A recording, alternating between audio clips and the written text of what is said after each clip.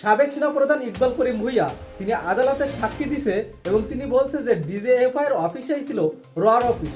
একবার চিন্তা করুন যে পাশের দেশের একটি গোয়েন্দা সংস্থার অফিস বাংলাদেশে একটি গোয়েন্দা সংস্থার অফিসের সাথে একদম ভিতরে, এবং তারা সব কিছুই সেখান থেকে নোটস করে এবং বাংলাদেশের অভ্যন্তরীণ বিষয় সব তথ্য সেখান থেকে পাচার করে। তার মানে একটা জিনিস চিন্তা করুন, একটা দেশের সার্বভৌমত্ব কতটা বিপন্ন হলে, কতটা একটা খারাপ হলে যে অন্য দেশের গোয়েন্দা সংস্থার লোক সেই দেশের গোয়েন্দা সংস্থার অফিসের ভিতরেই তারা অফিস পরিচালনা করে। তার মানে বাংলাদেশ গত 17 বছর একটি সার্বভৌমত্বের রাষ্ট্র ছিল নাকি অন্য দেশের একটি গারদ রাষ্ট্র হিসেবে ছিল।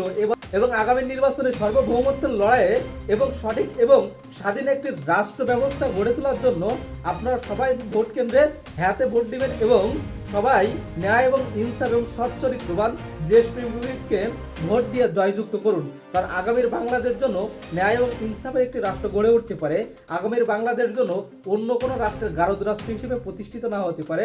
এমন কাউকে ক্ষমতায় আনবেন না যে আগামী বাংলাদেশের সার্বভৌমত্বের জন্য হুমকি, যে কিনা দেশের চিন্তা না করে বা ভিন দেশি কোনো প্রভুর স্বার্থের চিন্তা করবে। সুতরাং যারা ভিন দেশি কোনো প্রভুর স্বার্থের চিন্তা করে তাদেরকে অবশ্যই আগামী নির্বাচনে লাল কার্ড দেখান এবং সৎ এবং যোগ্য ব্যক্তিকে নির্বাচিত করুন এবং দেশ গড়ার সুযোগ করে দিন।